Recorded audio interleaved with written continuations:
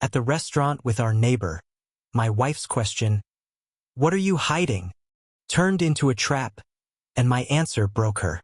There's this thing that happens in the quiet. When everything slows down. No buzzing phone, no emails, no traffic outside the window, and all that's left is the person you love and a cup of coffee between you. I used to live for that kind of quiet. It was rare, and when it came, it felt like proof that we were doing something right. That Hannah and I were still us. Sunday mornings were our ritual. No alarms, no rush, no plans. Just 2 mugs, the smell of dark roast filling the kitchen, and whatever sunlight the clouds were willing to share. That morning felt exactly like all the others, until it didn't. I was standing at the counter, pouring the second cup, when her phone buzzed behind me.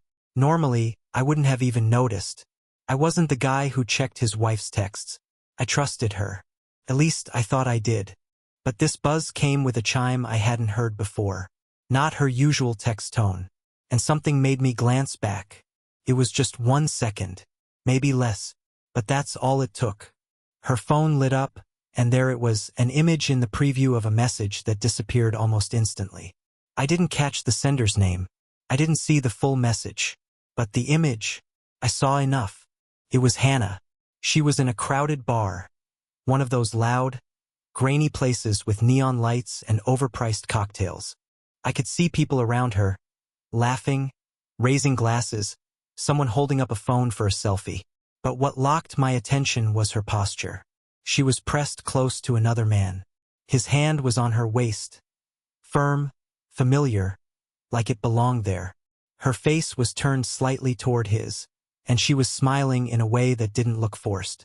She looked comfortable. Mate. Not caught off guard. Not surprised. The photo vanished just like that. The preview faded to black. Before I could even process what I'd seen, she walked into the kitchen. "Smells good," she said casually, tying her hair up with one hand while reaching for her mug with the other. I didn't say anything. I was still stuck in that half-second of disbelief. You know how you try to convince yourself you didn't actually see what you think you saw? That maybe your mind played a trick on you? That's what I did in those next few heartbeats. Then she glanced at her phone. A flicker of something crossed her face. Not panic. Not guilt. Something colder. Calculating. And then she smiled. Not her real smile. The one that crinkled the corners of her eyes and made me feel like I was home. This one was rehearsed. Professional. Like the one she used during company Zoom calls. "Oh," she said, as if it had just popped into her head. "I forgot to tell you. They're planning another offsite in Sonoma next month. Just a quick 2-nighter. Wine tastings, some team-building nonsense. You know how it goes." She said it like it was nothing, like it had nothing to do with anything. Her tone was breezy, her body language relaxed. But that smoothness, that polished ease was the sign. It was too perfect, too quick, like someone tossing out a smoke bomb and disappearing through a trapdoor. She didn't mention the message. Didn't ask if I saw anything, and I didn't bring it up. I stood there like an idiot, holding a coffee mug, nodding like everything was normal. "Sounds nice," I said. She shrugged. "It'll be good to get out of the office for a bit. You should take a long weekend while I'm gone. Go fishing with Tom or something." I didn't hear the rest of what she said. My brain was still rewinding and replaying that image in a nauseating loop. The way his hand fit so naturally on her waist. The way she leaned in. The way it didn't look like a mistake. She moved on with her day like it never happened. Showered. Played with the dog. Answered emails on the couch. I watched her out of the corner of my eye, waiting for something, anything, that would make me feel stupid for doubting her. Something that would remind me she was the woman I married. But everything she did felt curated. Even the way she laughed at that dumb cooking show we used to watch together, it didn't feel like a laugh. Felt like an echo of one. And me? I went through the motions. I folded laundry, trimmed a few dead leaves off her favorite monstera plant, even cleaned out the fridge. But underneath it all, I was running on this low, quiet panic. Like when you realize the ground beneath your feet isn't solid, but you're too afraid to look down. Was that photo a mistake?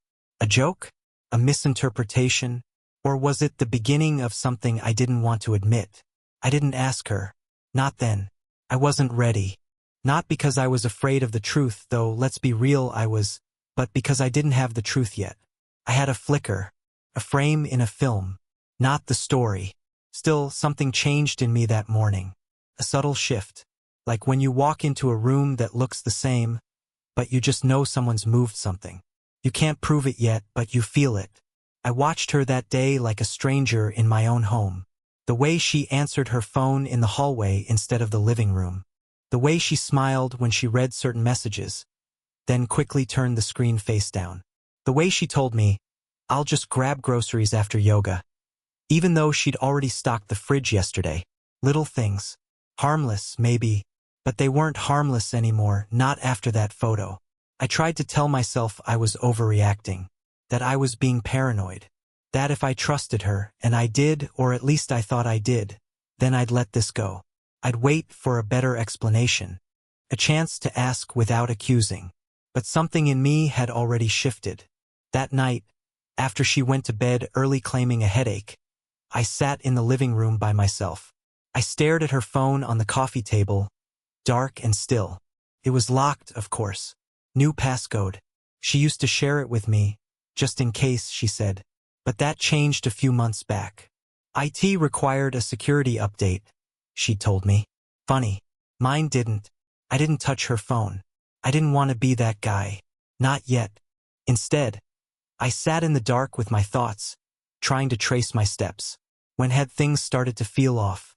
Was it when she stopped kissing me on the forehead when I left for work? Or when she stopped asking about my day before bed? Or maybe it wasn't about anything that had changed. Maybe I was just finally seeing things as they were. I laid awake that night while she slept beside me, breathing softly. I listened to her, trying to guess what she might be dreaming about, trying to decide if I was still part of her dreams, or if someone else had taken my place. That was the first sign. And even though I didn't want to believe it, some part of me already knew. Something was very wrong.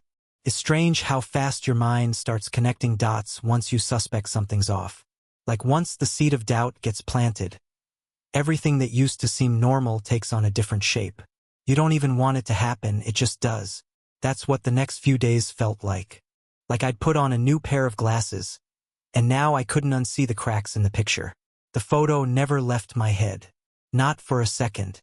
It followed me to work, haunted me while I tried to focus on meetings, lingered behind every email and Slack message. I'd be halfway through responding to a client, and suddenly I'd see her smile again. That smile, in that grainy, low-light bar. Her body language. His hand. The way she didn't pull away. The way she looked like she belonged there. And with that image came all the little moments I'd brushed off before. The ones I'd filed away under "she's busy" or "I'm overthinking." But now they crawled back up from the corners of my memory like spiders after a storm. Like the new password on her phone. We used to have the same one. A 4-digit code based on the date we moved into our first apartment together. She used to joke it was cheesy. Romantic, I'd said. But a few months ago, I noticed I couldn't unlock her phone anymore. I asked her about it once, casually, and she said her company required stronger security now. Sure, fine. But then her laptop followed suit. She used to work with it open at the dining table while I cooked dinner. Now it was always snapped shut the second I entered the room. Like clockwork.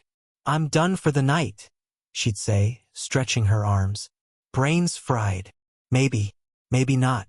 And then there were the late nights. At first, I thought I was just being needy. She'd text around 6 saying she had to stay late, end of quarter stuff, corporate deadlines, new client onboarding, you name it. Sometimes she'd come home around 9 or 10, tired but upbeat.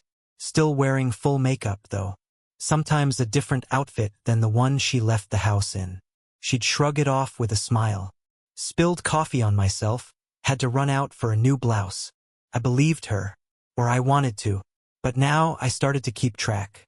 Thursday, team happy hour. Came home at midnight. Saturday, yoga retreat. Left at 7 a.m. Came back at 4 p.m. With a new gym bag, fresh manicure, and a dress still creased from the store hanger. Monday, late client dinner.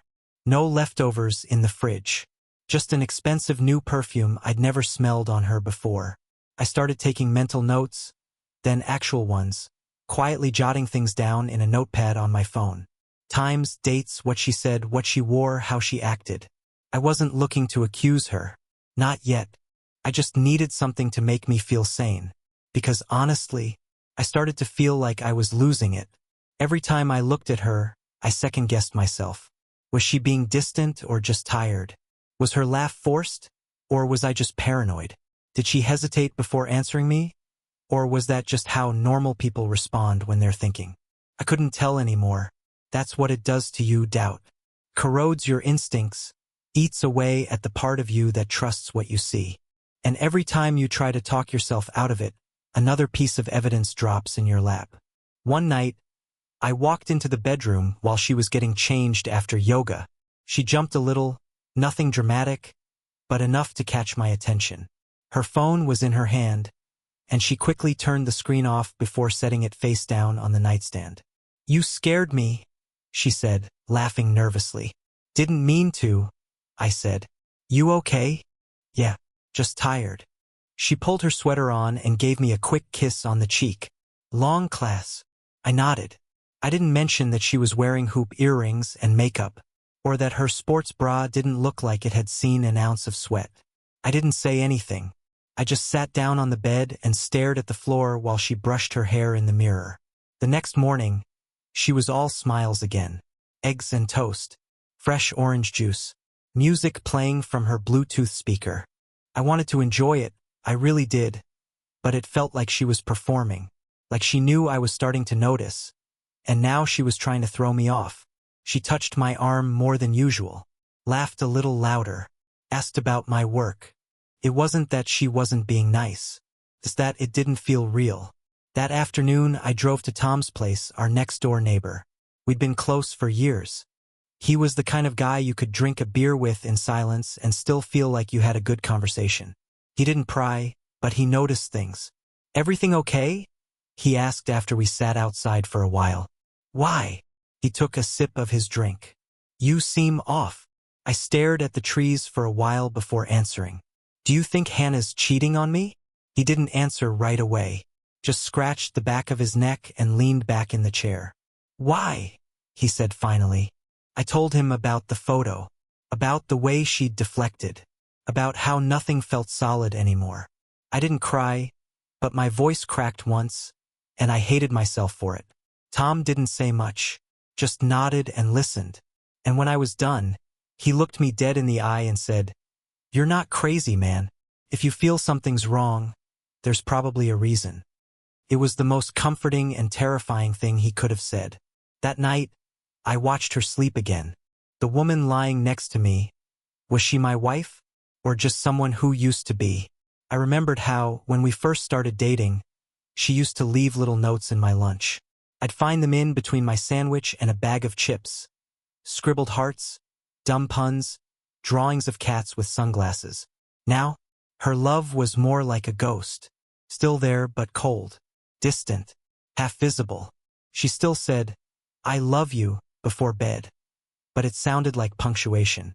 Like a period at the end of a sentence she didn't want to write anymore. One night I tested something. I stayed late at the office without telling her. I didn't text, didn't call, just stayed out. She didn't check on me, not once. I came home around 11 p.m. and she was already asleep or pretending to be. I stood at the doorway, looking at her, waiting for her to stir. She didn't. I went to the kitchen and checked the trash. 2 wine glasses, one with lipstick, one without. We didn't have red wine in the house. Not until she picked up a bottle last week. Said it was for company. She never told me who. The next morning, I asked her casually, "Did you have someone over last night?" She blinked. "No, why?" "I thought I saw 2 glasses in the sink." "Oh," she said, smiling. "I poured one for you. I didn't know when you'd be home."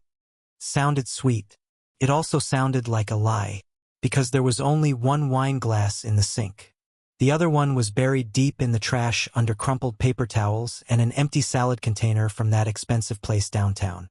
That's when I knew. Not everything was in my head. Something was unraveling, and I was either going to catch it in time or watch it all fall apart. There's a big difference between suspecting and knowing. Suspecting someone is like living in a haunted house. Every sound might be a ghost, but you never quite catch it. You question your own senses. You try to rationalize. But once you know, once you lay eyes on the thing that confirms your worst fear, there's no going back. The ghost is real, and it's been living under your roof the whole time. That moment came for me on a rainy Wednesday, completely by accident. I had the day off. Some power issue at the office meant systems were down, and our boss sent out a rare, take the day, catch up tomorrow email. Most people probably used it to sleep in or binge a show. I did laundry, cleaned the kitchen, avoided looking at Hannah's untouched side of the closet. Normal, healthy things. Around noon, I remembered the old tablet. It was one of those dusty, half-forgotten devices sitting in the bottom drawer of the TV console. I hadn't touched it in years. We used to use it for vacation movies, flights, casual browsing. Hannah liked reading on it. I figured maybe I'd boot it up, check if it still worked. Took a few minutes to start. The screen flickered, battery warning flashing red. Then the home screen loaded, complete with an old wallpaper of the two of us from a trip to Big Sur. We looked happy in the photo. We were happy. For a while. The tablet was still synced to her old email. That detail hadn't occurred to me until I tapped the mail icon and suddenly found myself looking at her inbox. I didn't intend to pry. Not at first. But then I saw the subject lines. Can't stop thinking about last night. Hotel residential confirmed. Same suite. Missing you already. They were all from someone named Jason. I stared at the screen. My stomach clenched. A slow, curling heat in my chest. I tapped the top one. Jason, that robe looked way better on you than it did hanging in the closet. Still smiling like an idiot every time I think about you crawling into bed. How is it that even room service felt romantic?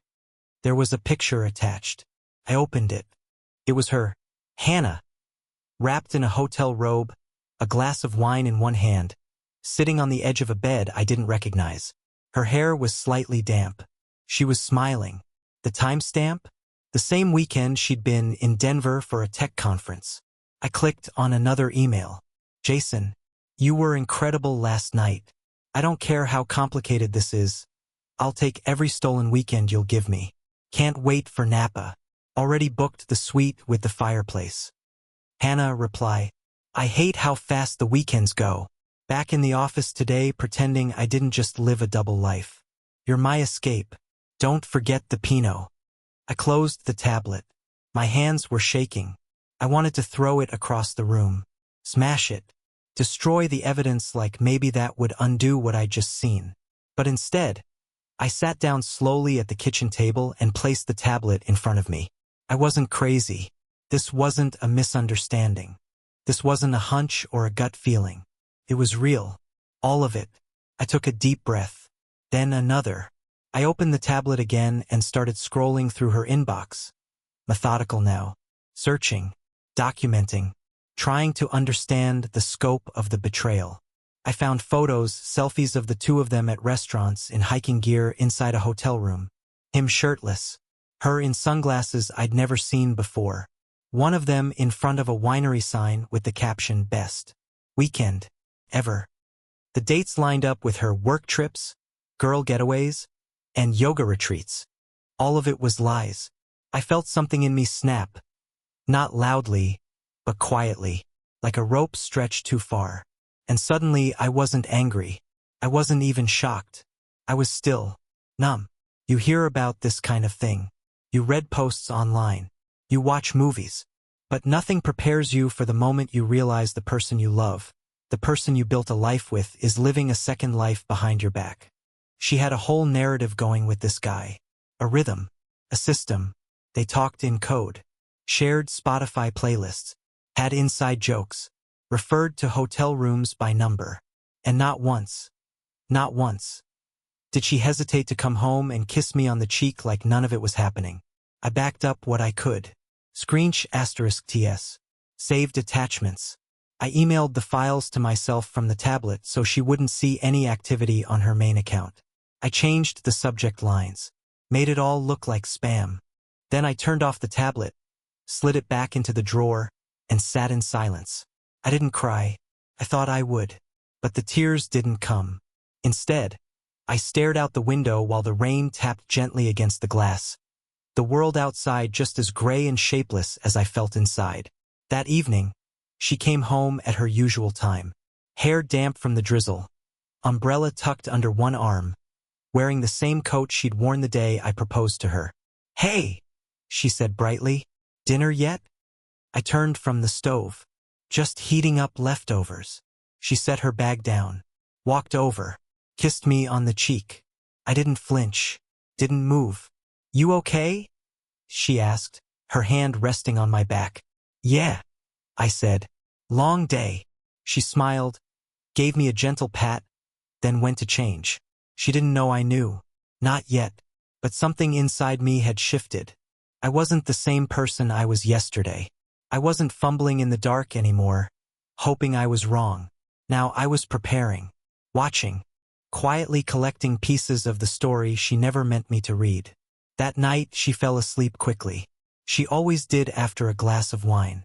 I stayed awake, listening to the rain, staring at the ceiling, memorizing the feeling of being in a bed with someone I could never trust again. I didn't confront her, not that night, because now I knew I couldn't just ask. I couldn't give her the chance to lie again, to twist it, to say, "It's not what you think," or "We're just friends," or "It was a mistake." No, when I brought it to her, it would be undeniable. I would come with the full picture, not a single frame. And she'd either tell the truth, or she'd watch the truth speak for itself. A week, that's how long I sat on the truth. 7 days of pretending not to know, of nodding along to her stories, of smiling through dinners, brushing fingers, stolen glances, all while the images of her and Jason burned like acid behind my eyes. I didn't wait out of fear. I waited because I needed the perfect moment, the kind she wouldn't see coming, the kind she wouldn't be able to spin. That's when I thought of Tom, our neighbor, our friend, her audience. Tom and his wife, Carrie, had been our double-date go-to for years. Backyard barbecues, weekend trivia nights, the kind of easy familiarity that made it feel like we were all on the same team. But lately, Carrie had been away caring for her sick mother. Tom had been flying solo, and Hannah had, conveniently, taken to filling the space. "Invite Tom over for dinner," I said casually one evening, while she scrolled through her tablet. She raised an eyebrow. "Really?" "Sure," I said, sipping my beer. "We haven't had anyone over in a while." Took everything in me to keep my voice steady. I couldn't let her know how much I'd thought about this, how I already picked the restaurant, how I made sure Tom would be there, how I was gonna flip the script. She didn't suspect a thing. Friday night rolled around. I made reservations at a cozy little bistro downtown, the kind of place with candles and glass jars and vintage jazz humming in the background. Romantic enough to match the illusion, and asterisk made enough for what I was about to do. Tom arrived right on time, polite as ever. He gave Hannah a quick hug, handed me a six-pack, and made a joke about finally getting a break from microwave dinners. Hannah laughed, her hand lingering on his shoulder a second too long. I didn't react. Not yet. We made small talk in the car. I drove. She played DJ. Tom sat in the back, cracking jokes, oblivious or pretending to be. Or maybe he wasn't as oblivious as I'd thought. Maybe he knew more than he let on. Either way, I'd find out soon enough. At the restaurant, we were seated in a booth near the window. Dim lighting, red brick walls, the kind of ambience you can't fake. Hannah slid into the seat beside me. Tom sat across from us. We ordered drinks, wine for her, whiskey for me, beer for Tom. The waiter left, and for a while it felt almost normal. We talked about work, weather, the new bakery that just opened around the corner. Then I set my glass down and cleared my throat. "I wanted to get your thoughts on something," I said, turning to Tom. He raised an eyebrow. "Yeah." Hannah smiled, clearly enjoying playing hostess. "Is this about the patio heater again?" she joked. No, I said, eyes still on Tom. Actually, it's about trust. That one word changed everything. Hannah's smile faltered. Her body shifted. A tiny movement, but I noticed. Tom looked confused. Okay. I reached into my coat pocket and pulled out my phone. I tapped the screen, unlocked it, and placed it face up on the table between us. What would you do? I asked. If you found out someone close to you, someone you trusted, had been lying to your face for months? The table went quiet. Tom glanced at the phone, then at me. I'd ask for context before jumping to conclusions. Hannah laughed, nervously. Okay, wow, dramatic much? She said, nudging my arm. What's this about? I didn't flinch. Let's say you stumbled on some emails. I continued, voice calm. Between your wife and another man. Maybe they talked about hotel rooms. Maybe they reminisced about weekends you were told didn't exist. I turned to Hannah now. Maybe there were photos. Maybe there was wine. Maybe there was a robe involved. Her face drained of color. Tom leaned forward slowly. Daniel, I'm fine, I said flatly. I'm just curious how people justify betrayal. How they decide they're entitled to lie. To rewrite history in real time. Hannah looked around as if waiting for someone to interrupt the moment. No one did. She tried to laugh again. This is insane. What are you talking about? I turned the phone toward her and tapped the screen again. One photo. Just one. Her. In the robe. Hotel bed. Wine glass in hand. I didn't say a word. Tom looked from the phone to Hannah, his expression shifting from confusion to stunned disbelief. She froze. No words. No expression. Just silence. You remember this? I asked. Still nothing. So I added, Jason does. You two had a lot to say in those emails. About how good it felt to disappear for a weekend. About how easy it was to lie. About how dumb I must be not to notice. Tom sat back in his chair. What the hell is this? Hannah finally found her voice, shaky and quiet. This isn't fair, she whispered. You can't ambush me like this. I let that sit for a moment. Ambush, I said. Is that what this is? Because it looks a lot like accountability. She reached for her wine glass but missed it. Her hand trembled slightly. I can explain, she said. It's not what it looks like. I turned to Tom. Would you believe that if it were your wife in the photo? Tom shook his head slowly. Honestly? No. Hannah's eyes widened, her head snapping toward him. Tom, are you seriously? He raised a hand. I'm not taking sides. I'm just saying, this looks bad, Hannah. Looks bad. I laughed. Try is bad. She swallowed hard. I didn't mean for this to happen. Started slow. I was unhappy. I felt unseen. Jason, he listened. I leaned in slightly. So you rewarded him with hotel rooms? Wine? Lingerie? She shut her eyes tight. Please don't do this here. I looked around the restaurant. No one was paying attention. The jazz kept playing. The world kept spinning. You wanted the truth, didn't you? I said. Isn't that what you always said? That we needed to communicate better? Be more honest? I stood up, calmly, not loud, not dramatic. I left 2 20s on the table. Dinner's on me, I said to Tom. I'm gonna head home. Tom opened his mouth to speak, then closed it. Hannah stood up fast. Wait. Daniel, can we talk? You had 6 months to talk, I said without looking at her. This was me listening. She reached out, but I stepped back. No, I said. Don't. And then I walked out, into the cool night air, past the candlelit tables, past the noise and the warmth and the people who didn't know a thing about me. I walked until I reached the car and just stood there for a moment, breathing. The sky was clear. For the first time in a long time, so was I. When I woke up the next morning, the house didn't feel like mine anymore. It looked the same framed photos on the hallway wall, same smell of fresh coffee drifting from the kitchen, but it was like someone had taken everything I'd ever loved about it and replaced it with hollow replicas. The place was stripped of its soul. Or maybe I was. Hannah was in the kitchen when I came downstairs. She had made coffee. Like always, her favorite mug was sitting across from mine at the table, steam curling into the air like nothing had happened. Like the night before hadn't cracked our lives wide open in front of someone we both used to call a friend. She looked up when she saw me. Her eyes were red. No makeup. Just a sweatshirt and sweatpants, no armor, no act. I didn't say anything. I walked past her, poured myself a cup, and sat down. I didn't sleep, she said quietly. I didn't respond. I wanted to talk last night, she continued, her voice trembling, but I didn't know what to say. I looked at her, really looked, and for a second I saw the version of her I married, before the emails, the lies, the second life with Jason. But it was just a shadow, a flicker, the ghost of someone I used to trust. She reached across the table, but I pulled my hand away. Please don't, I said. She recoiled like I'd struck her. I messed up, she whispered.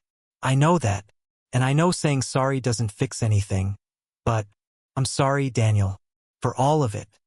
I wanted to scream, or cry, or both, but all I could do was stare at the ring on her finger and wonder how long it had meant nothing to her. How many times? I asked. She blinked. How many times did you lie to my face? I said. How many weekends? How many fake conferences? How many mornings did you sit across from me, eating pancakes, texting him under the table? She broke, just like that. She dropped her head into her hands and started to sob, deep, guttural sobs that shook her shoulders. I didn't move, because no matter how sorry she was, the damage had already been done. You don't come back from something like that. Not when someone's built an entire parallel life behind your back and kept it polished like silverware. Not when they let you sleep beside them night after night knowing damn well they'd just given the most honest parts of themselves to someone else. I want you to pack a bag, I said calmly. Her crying stopped, just like that. She looked up, confused. What? I want you to leave, I said. For a while. A week. A month. Doesn't matter. I need space. I need you out of the house.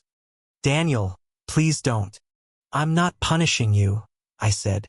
I'm protecting what little self-respect I have left. She stood slowly. Her hands shook. Where am I supposed to go? I don't care, I said. Your sister. A hotel. Jason. She flinched. I just can't do this anymore, I added. I can't eat dinner with you like we're fine. I can't fall asleep beside a stranger.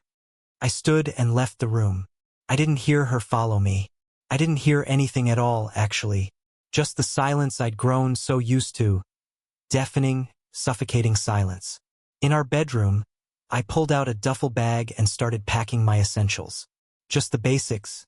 Passport, social security card, some clothes, my shaving kit, an old book I used to read when things got heavy. I didn't know where I was going yet, but I knew I couldn't stay here. She knocked gently on the door as I zipped the bag. I didn't answer. She opened it anyway. Daniel, you don't have to go, she said. I'll leave. I'll give you space. I nodded. Okay. We stood there, looking at each other, not speaking. I never meant to fall for him, she said. I didn't go looking for it. I sighed. You just didn't stop it when it found you. She looked away. Do you love him? I asked. She hesitated. Too long. I don't know, she said. That was all I needed to hear. I walked past her, duffel slung over my shoulder. I didn't slam the door. I didn't yell. I just walked out, down the hallway, past the living room we used to decorate together, past the fireplace we never got around to fixing, past the framed photo of our wedding day, the one where she had flowers in her hair and I looked like the happiest man alive. That man was gone. In the kitchen, I set my wedding ring on the counter. I didn't say a word, just placed it there, quiet and deliberate, next to the note I'd written the night before. Don't call. I'll reach out when I'm ready. I hope someday you understand what you've destroyed. I closed the door behind me and stood on the porch for a moment, breathing in the cold morning air. The street was quiet. Birds chirped. Somewhere a dog barked. Life was still going. It was me who had stopped. My car was already packed. I'd done that while she was in the shower the night before, still pretending things were fine. I got in, started the engine, and pulled away from the curb. I didn't look back. I drove with no destination in mind, just a growing list of places I couldn't go. I thought about calling a friend, booking a hotel, driving until the road ended.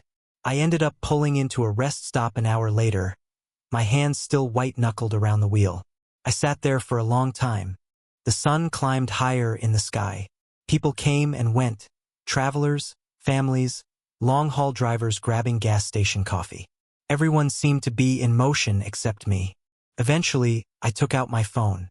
I opened the folder with all the **TS. I looked through them again. Not because I needed to, but because I had to remind myself that I wasn't making this up. That it wasn't a bad dream. That the woman I married had actually done this. Then I deleted the folder. I didn't need to carry it anymore.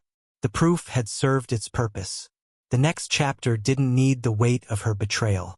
Later that day, I found a temporary rental listing by the coast. Just a room above a boat repair shop, tucked behind a pier. It was cheap, quiet, private.